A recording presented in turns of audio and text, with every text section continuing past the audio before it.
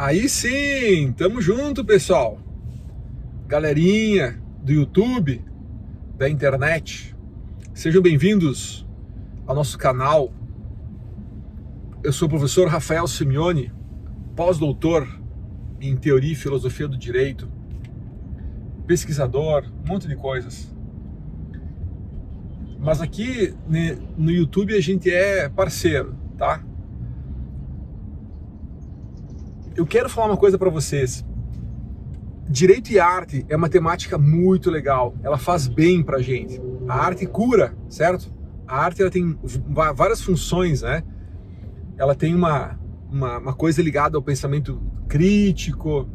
Ela permite a gente enxergar as coisas com outros olhos, uma visão diferente, um ponto de vista diferente, né? Sobre as coisas do mundo. Mas ela também tem um efeito curativo em nós. Quando a gente olha, por exemplo, para uma Madonna de Michelangelo carregando Jesus Cristo, né, seu filho recém-morto na cruz, no colo, e isso produz em nós um efeito de cura, porque a gente pensa assim, poxa, por mais dor que nós estamos passando, por mais dificuldades que a gente está passando, a gente olha para aquela Madonna lá na Basílica de São Pedro, no Vaticano, e a gente pensa assim, puxa vida, olha, alguém já passou por algo muito pior do que eu e seguiu para frente, e seguiu sua vida, e seguiu adiante. A gente enxerga uma pintura, tô lembrando agora aquela do Rembrandt, que se chama... eu esqueci o nome dela agora, mas é uma pintura que representa uma cena bíblica do pessoal em cima de um barco com Jesus Cristo, uma tempestade. Nossa, é uma imagem muito, muito, muito bonita. E a gente olha para aquela imagem e vê assim, olha, a nossa vida também pode estar passando por uma grande turbulência, uma grande tempestade escura, fria, com um vento gelado, cortando os nervos do nosso corpo. Mas eles também passaram por isso. Eles também vivenciaram, também tiveram essa experiência. E, no entanto, eles seguiram adiante. A arte, portanto, meus caros, ela não é uma coisa assim só de contemplação ou só conceitual, né? Quando a gente começa a compreender o significado da arte, a gente começa também a perceber que ela mexe com a gente. A obra de arte é uma forma de comunicação. E é uma forma de comunicação sobre a qual nós recebemos, né, estímulos de transformação, de reflexão, de mudança. E existem várias outras. Eu já marquei 8 coisas, né, que as obras de artes fazem para nós. No próximo vídeo eu vou contar isso para vocês. Esse vídeo de agora é um vídeo urgente, tá? É urgente porque eu tenho percebido entre os nossos alunos que gostam, né, dessas pesquisas, uma dificuldade de como é que a gente faz, assim, como é que a gente relaciona direito e arte, né? Nós já temos uma certa trajetória, vamos dizer assim, com artes visuais, a gente mexe também com fotografia, a gente gosta dessas coisas, né? Então, nós temos já publicações, assim, o pessoal acha interessante, o pessoal gosta, o pessoal valoriza. Muito obrigado, turma, ó, tamo junto. É isso aí, somos parceiro, a gente se ajuda. E eu quero contar para vocês então como é que eu faço isso, tá? Como é que se dá essas relações?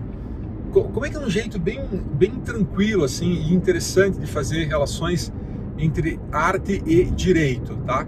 E eu vou dar um enfoque aqui nas artes visuais, que é o nosso forte, assim, é o lance que a gente trabalha, tá? Entre outras coisas, claro. Esse é um dos projetos de pesquisa. Então a gente faz assim, ó. Primeiro, eu vou indicar para vocês 4 modos diferentes de relacionar direito e arte. Ixi, errei o caminho.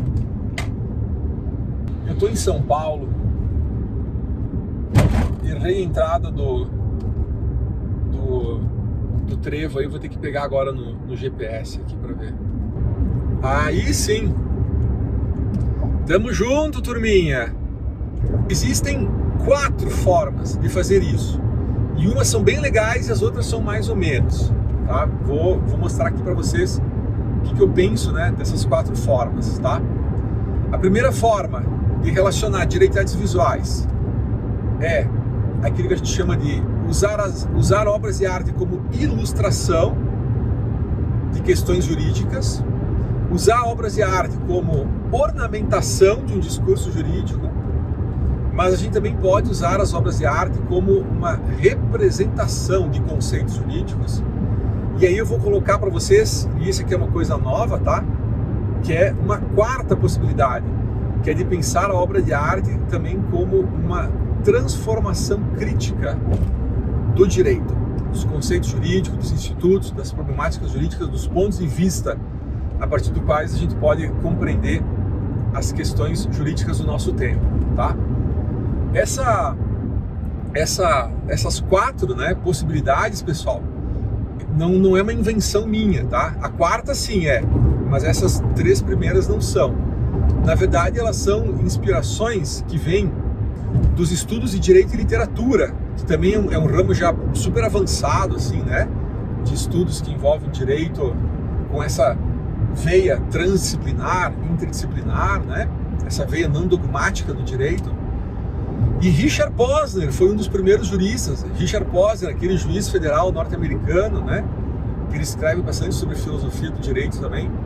Ele tem uma obra sobre direito e literatura que ele traça, né? Essas possibilidades de relacionar direito e artes visuais, que é a ilustração, ornamentação e representação. Só que depois vem um cara que aí ele é bem mais importante, até eu diria, né? Que é o François Host. Vocês desculpem o meu sotaque francês do Quebec, do Canadá, e não de Paris.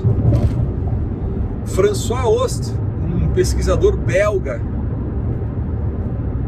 professor na Bélgica, diretor acho que é do Instituto de Filosofia do Direito da União Europeia, um cara importantão, assim, muito bom.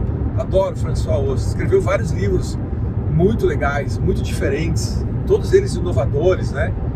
A Natureza à Margem da Lei, O Tempo do Direito, cara, fantástico o livro O Tempo do Direito do François Host, entre vários outros, tá?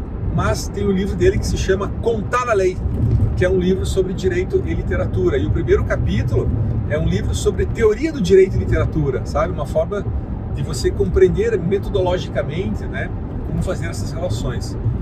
E o François Host retoma essa discussão do juiz federal norte-americano, Richard Posner, e ele dá uma reelaborada nisso, né? Ele dá uma melhorada, tá? Nessa distinção entre essas 3 primeiras formas, né?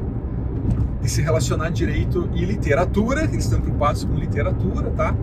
Que é a ilustração, ornamentação e representação. Tá bom, essa que é a origem, né, do negócio que eu vou contar para vocês agora. Como é que a gente faz isso em artes visuais, pessoal? Pintura, escultura, fotografia, cinema, gravuras, iluminuras, mosaicos, tudo, né? Tudo que for obras de artes visuais pode ser objeto desse tipo de investigação.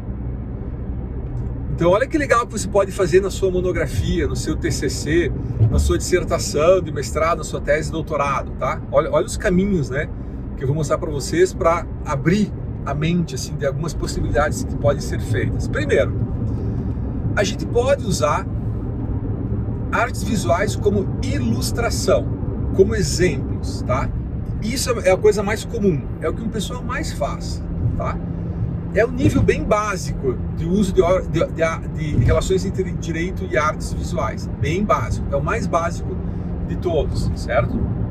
Então isso acontece quando a gente pega uma imagem que ilustra, exemplifica, simboliza um conceito ou uma problemática jurídica que nós estamos utilizando, entendem? Então, pessoal, a gente pode fazer um trabalho sobre direito de família, por exemplo, e usar imagens de família, né, na história da arte, famílias que aparecem na história da arte, relações, né, que existem ali, problemas conjugais, né, então tem obras de artes visuais que tematizam essas questões, certo? Se a gente quer falar sobre o tédio, nossa, nada melhor do que lembrar daqueles retratos, né, do Van Gogh. Cara, é a cara do tédio, né? Aquela mulher lendo um livro, nossa senhora, é o retrato, assim, né, do tédio, certo? Então a gente pode fazer esse tipo de investigação, usar imagens de artes visuais, né? A fotografia também ela é muito usada, tá? Como uma ilustração apenas de uma ideia, como uma representação de uma ideia, tá bom? Esse diria que é um nível assim bem básico, tá? É um bom nível para começar, né? A trabalhar com imagens, artes visuais, a iconografia, né? No campo do direito, ok? Muito bem. Segundo nível, turma, também continua bem basicão, tá? É o uso de artes visuais como ornamentação. É um uso como um enfeite, é para enfeitar trabalho, certo? Então isso é comum, por exemplo, nas estátuas, né? Que são colocadas nos fóruns, nos tribunais, nas repartições públicas, as estátuas da Têmis, com os olhos vendados, a espada, a balança, nos escritórios de advocacia, na pastinha dos escritórios de advocacia, percebe? A gente tem um uso ali, né, de imagens artísticas com uma finalidade de ornamentação, tá? Isso pode ser feito também nos trabalhos científicos, nas petições iniciais, sim, é feito. A galera do Visual Law tá explorando muito essa questão da ornamentação, né? De fazer os esqueminhas, né? As petições, em vez de fazer aquele texto no estilo mais antigo, assim, né? Eles estão agora querendo fazer tipo historinha em quadrinhos, assim, né? Nas petições e sentenças e demais atos processuais, tá? Então o uso de artes visuais como ornamentação existe também, certo? É uma forma também, né, de se trabalhar, mas segundo a nossa opinião, tá? É uma forma muito basicona, tá? É um bom começo, é um bom início, né? Para começar a fazer esses trabalhos, né? Começar a convocar a linguagem iconográfica dentro de uma pesquisa, de um trabalho acadêmico, um trabalho forense, mas tem que ter consciência que, ó, você não está arrasando, entendeu? Você está usando uma obra de arte como um efeito apenas de ornamentação, embelezamento, né? De tornar mais erudito, talvez, né, o seu trabalho, demonstrar uma certa cultura, alguma questão desse tipo, tá bom? O que já é alguma coisa muito boa, certo? Mas eu quero que vocês vejam agora os dois outros níveis. Esses sim, eles são avançados, tá? Esses são tops, tá? Olha só então o terceiro nível, galera. Agora sim, agora a gente começa a falar de uma coisa metodológica mais séria, tá? O terceiro nível é usar obras e artes visuais, pinturas, fotografias, esculturas, o que for, não como ilustração, tampouco como embelezamento ou ornamentação apenas do trabalho, mas usar obras e artes visuais como uma representação iconográfica, imagética do direito, de conceitos jurídicos, de institutos jurídicos ou até mesmo de problemáticas jurídicas, tá? A gente pode, por exemplo, pegar uma imagem da deusa Têmis, por exemplo, né? E questionar o conceito de justiça que está presente, que está representado naquela deusa Têmis. Pega, por exemplo, uma justiça diferente, como é a justiça do Reynolds, Yoshu Reynolds, tá? Cara, ela é uma justiça que tem um conceito de direito ali muito diferente. Primeiro, ela não é uma justiça vendada, né? Ela tem os olhos abertos. E ela olha para nós, ela nos olha nos olhos. Olha que interessante. Então não é uma justiça da abstração, da imparcialidade. É uma justiça que nos olha nos olhos, mas ela coloca a mão assim, ó, porque ela está tipo no sol, sabe? Pode até ter um diálogo aqui com o mito da caverna de Platão, né? Com aquela luz que ofusca os nossos olhos. É um conceito de direito ligado ao discernimento. Então repara que a gente pode observar uma obra de arte e ver nela uma forma diferente de representação de um conceito jurídico e até mesmo de uma episteme, do direito. Estão percebendo, pessoal? Tá? Então esse é um tipo de pesquisa que eu julgo assim muito mais avançada, né? Sobre o direito. Era que tá caindo aqui o negócio. Pronto, passou a curva. Ops. Tudo torto. Esse negócio não funciona muito bem. Mas colocar aqueles também grandões, né? Vamos ver se fica assim. Aí, ficou. Vamos evitar passar nos buracos muito rápido. Acho que ele fica.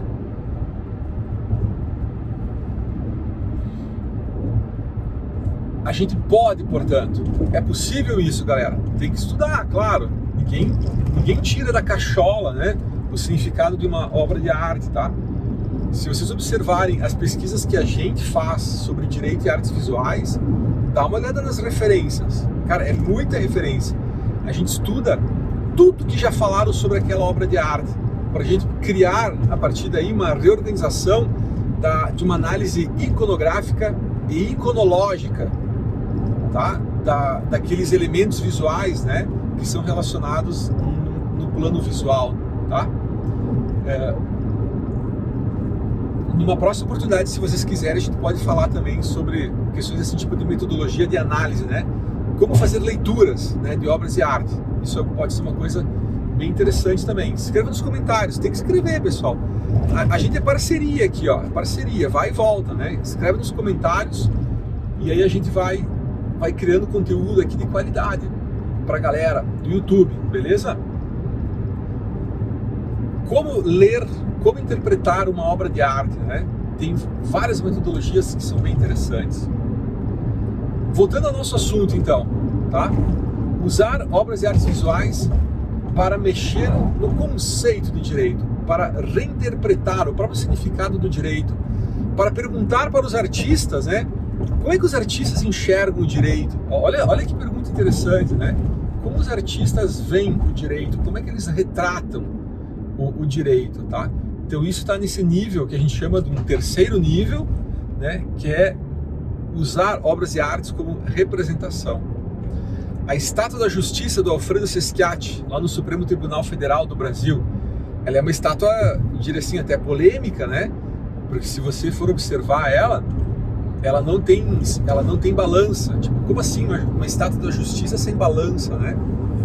A espada, em vez de ela estar com a espada bramida no ar, né? Uma justiça militante, uma justiça altiva, ela tem a espada no colo, percebem?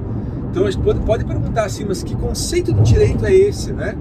Que está representado por Alfredo Seschiatti na Estátua da Justiça do STF, certo? E uma justiça sentada, como assim, né? Num país com esses índices brutais de desigualdades sociais que nós vivemos, a nossa justiça do STF é uma justiça sentada, com a espada no colo, como se não tivesse mais justiça a ser feita, tá? Mas olha, essa interpretação que eu estou fazendo para vocês, ela não é a correta, tá? A representação do direito, turma, naquela justiça, ela é muito interessante e surpreendente, porque a balança não está com ela, porque ela está em outro lugar. E aí eu recomendo para vocês lerem o nosso livro, que a gente tem um livro sobre isso, tá? A Estátua da Justiça do STF, e temos também uma publicação que é meio que um resumão assim desse livro, né? Mas o livro é bem melhor, claro, ele é muito mais aprofundado. Mas tem um resumo também na revista Suprema, que é a revista do Supremo Tribunal Federal. E a gente tem 2 vídeos aqui também que a gente fala um pouquinho de alguns elementos da estátua, mas quem quiser uma discussão mais aprofundada, o nosso livro é que vai dar esse caminho, tá? Então, esse já é um nível de pesquisa bem legal, pessoal, certo? Agora eu quero mostrar para vocês um 4º nível de pesquisa. Esse aqui é o que eu considero o mais sofisticado, o mais avançado hoje, tá? Pode ser que futuramente alguém possa inventar uma outra forma diferente, né, de estabelecer relações entre artes visuais e direito. Mas essa 4ª forma, esse 4º caminho, esse 4º método, tá? Esse aqui, galera, ele é bem sofisticado. E não é difícil, tá? mas ele exige aqui uma certa dedicação.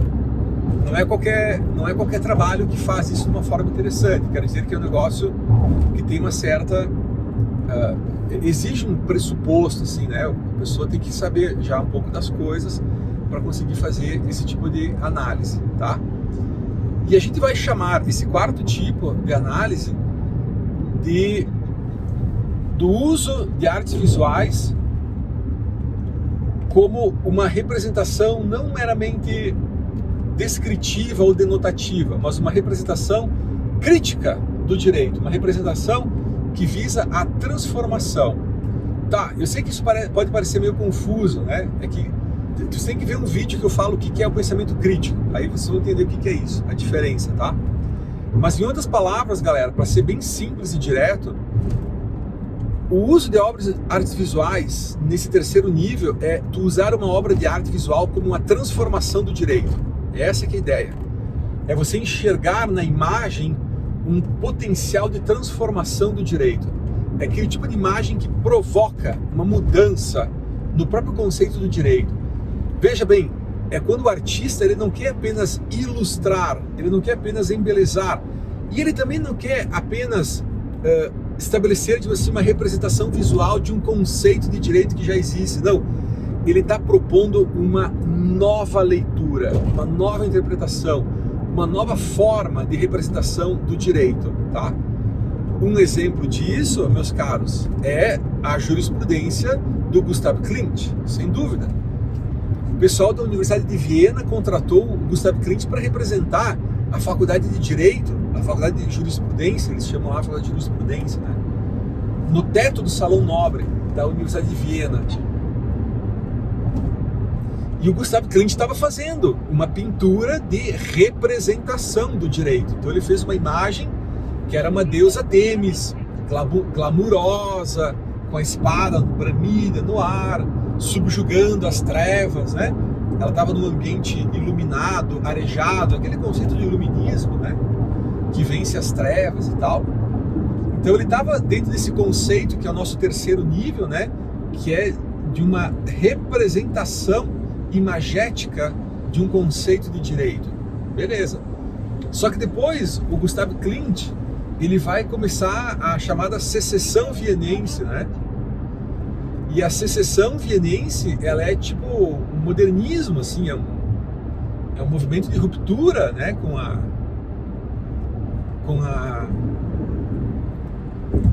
a arte decorativa, que até então ele era super famoso, né? Ele já era um pintor assim consagrado, né, no campo da arte figurativa, da decoração, a pintura histórica, etc. E aí, meus caros, o Gustav Klimt muda completamente o seu estilo. Ele abandona, ele subverte toda essa noção, né, que ele tinha da arte decorativa e da figuração e do decoro, né, para assumir então uma postura agora de desconstrução mesmo, assim, da própria imagem, né? É o modernismo chegando lá na secessão vienense. Cara, então ele faz uma pintura que é muito diferente. No lugar de uma deusa glamourosa, ele coloca um polvo monstruoso no centro, num ambiente marinho, que tem correntes marítimas, assim, com a presença de 3 mulheres sinistras. Elas têm um olhar assim muito sinistro, né? Que representam as Eríneas da mitologia grega, tá? Ou as Fúrias da mitologia romana, que são as deusas da vingança. Olha só, o direito tem a ver com vingança, né? No conceito crítico de Gustav Klimt. E num segundo plano atrás, né, nós temos então 3 figuras, 3 mulheres. Uma é a verdade, e a verdade, geralmente ela é retratada nua, né, porque a verdade ela tem que ser transparente, a representação da verdade é a nudez. Só que a verdade no direito ela não é nua. Cara, é muito legal isso. Ela é semi-nua, ela tem uma roupa que cobre só metade do corpo dela. Como a justiça de Sesquiat no STF, né? Ela também é seminua. Ela tem um vestido dela só da cintura para baixo, da cintura para cima ela é nua. É um conceito de uma verdade formal, né? Que é um conceito que existe no direito, percebe? E tem também uma representação da estátua da justiça, né? na pintura do Gustav Klimt e uma figura da Lex. E muitas outras coisas. Cara, vocês têm que ler o que a gente já publicou sobre essa análise, né?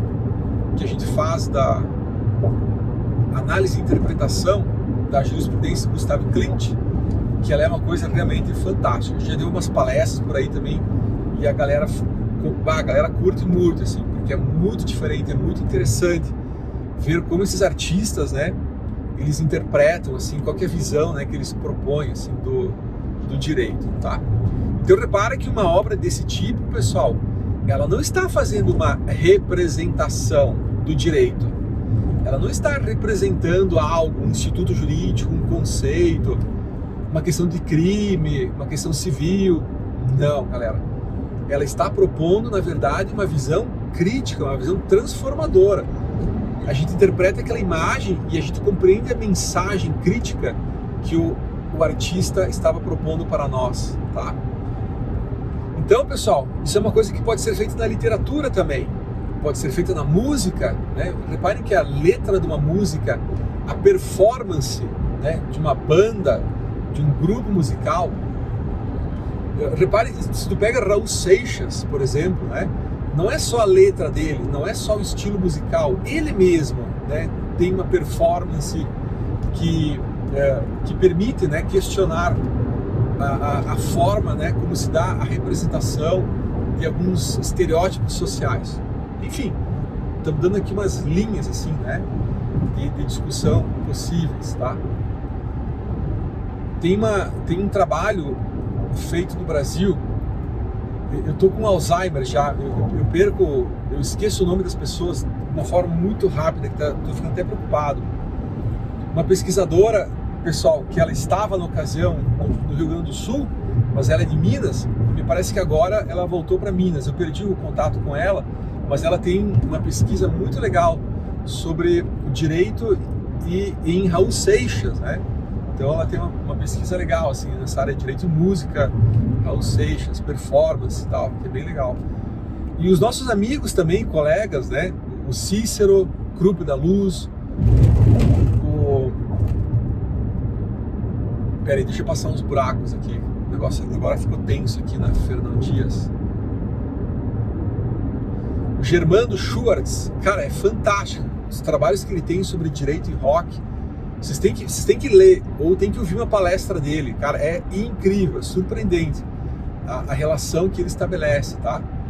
Então, pessoal, 4 níveis diferentes que vocês podem fazer para estabelecer relações entre artes visuais e direitos, tá?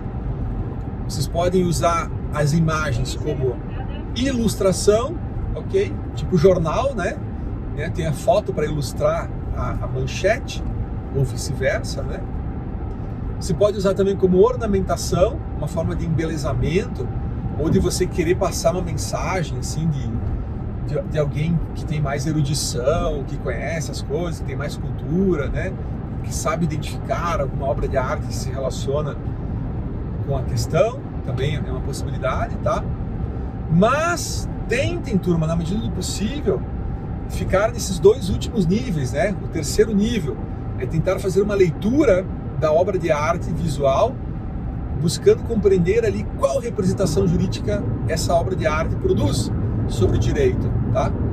Mas se você tiver, né, já está motivado, né, já está ali no esquema, já sabe pilotar o pensamento, né, e quiser ir para o 4º nível, galera, aí sim, o 4º nível, a pergunta é quais são as transformações que aquela obra de arte visual provoca no direito, tá? Então, pessoal, ó, isso é um negócio assim bem interessante. Se vocês querem já ter alguns exemplos, né, de obras que fazem isso, turma, poxa, já tem obras no Brasil, inclusive, né? Então, além das nossas, né, que a gente tem já várias publicações sobre isso, o professor Marcílio Toscano Filho tem um livro que é fantástico, que se chama A Cegueira da Justiça. E nessa obra ele faz primeiro uma coletânea, né, de várias artes visuais interessantes, muito importantes, todas elas talvez sejam as mais importantes assim da história da arte ocidental, sobre direito, sobre justiça, e ele mostra assim como os efeitos, né, que a venda nos olhos da justiça produz sobre o imaginário, né, que os juristas têm e que tem sobre o próprio direito e sobre si mesmos, tá? Então é um tipo de pesquisa sem dúvida muito interessante de se fazer.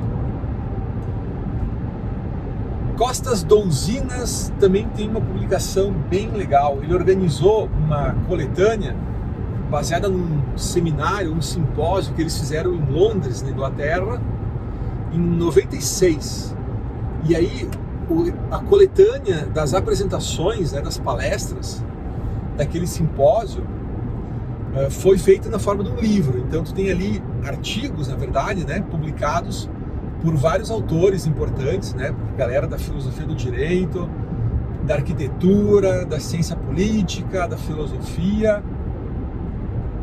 das artes visuais mesmo, tá? Inclusive tem um texto de um dos caras que hoje talvez seja um dos mais importantes assim nessa questão da análise de imagens, né? Que é nossa, tô falando que eu tô com Alzheimer, né? É engraçado que eu tenho a memória mais visual do que linguística. Não sei se isso acontece com vocês, mas eu consigo ver até a capa do livro, dos livros dele, mas eu não consigo lembrar o nome do cara. Didi Umber, ok? Didi Umber. Talvez ele não seja assim tão... É que o Didi Umber, ele tem muito das pesquisas que ele fez com o... Tá, eu sei que ele tá ligado ao pós-historiador francês, para quem conhece já, né, Didi Umber. Mas ele tem uma veia muito ligada ao Aby Warburg, né? A ideia do Atlas, Mnemosine, né? A ideia daquela forma de organização da imagem, segundo a qual você não entende a imagem pelo que ela representa ou porque ela mostra, mas você entende a imagem pela conexão que ela estabelece com outras imagens, sabe? Então é aquela ideia, né, do mosaico mesmo, né, de imagens, tá? Cara, eu gosto muito disso. E é assim que eu faço, tá? Eu uso o Didi Uberman para fazer essas leituras de imagem. É o meu referencial preferido, tá? Além de outros que talvez numa próxima ocasião a gente pode também conversar sobre isso, certo? E nesse livro, galera, organizado pelo Costas Donzinas, nós temos ali algumas leituras assim, ó, muito legais, galera, muito inovadoras. Tem uma de uma arquiteta norte-americana que ela mostra como as artes visuais, elas não só vão acompanhando, mas elas vão também legitimando os processos de transformação dos regimes de governo de cada época, sabe? Então ela estuda, por exemplo, lá em Paris, a ornamentação, os rituais políticos que envolvem a magistratura, as festas dos tribunais, os buffets, os negócios, tipo a postura, como é que funciona a organização dessas festas, onde é que Napoleão Bonaparte ficava, o Napoleão Imperador, depois o Napoleão Presidente, sabe? Como que vai acontecer a transformação e como as artes visuais, elas não só embelezam, tá? Elas não só ilustram, elas não só representam, mas elas produzem também um efeito de legitimação simbólica e visual dessas relações de poder, tá? Então é uma coisa fantástica, pessoal. E eu tenho um livro específico sobre isso, pessoal. Quem tiver interesse, né, em conhecer, é um livro que se chama A Auréola do Imperador.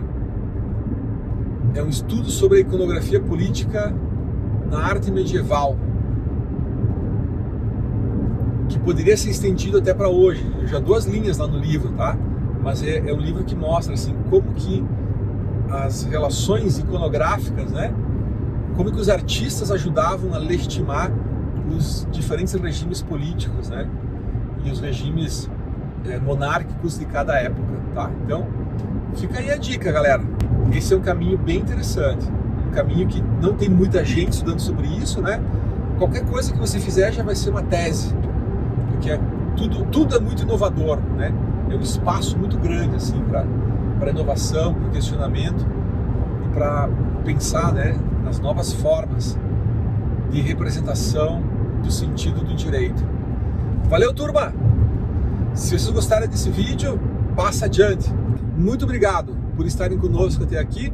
Tenho certeza que essas dicas serão super úteis para a galera que está começando ali, querendo estudar, né, Direito e Artes Visuais, um ramo assim, ó, bem interessante, bem inovador do direito e que pode futuramente, né, desempenhar uma potência de significação muito grande para o direito. E não só para o direito, também para nós, né, porque a arte é uma coisa que também nos ajuda, né, cura as dores da alma. Então é muito bom, galera, trabalhar com esse tipo de relação. Recomendo, tá? Falou, galera. Um abraço a todos. Nos despedimos por aqui. Obrigado. Tchau, tchau.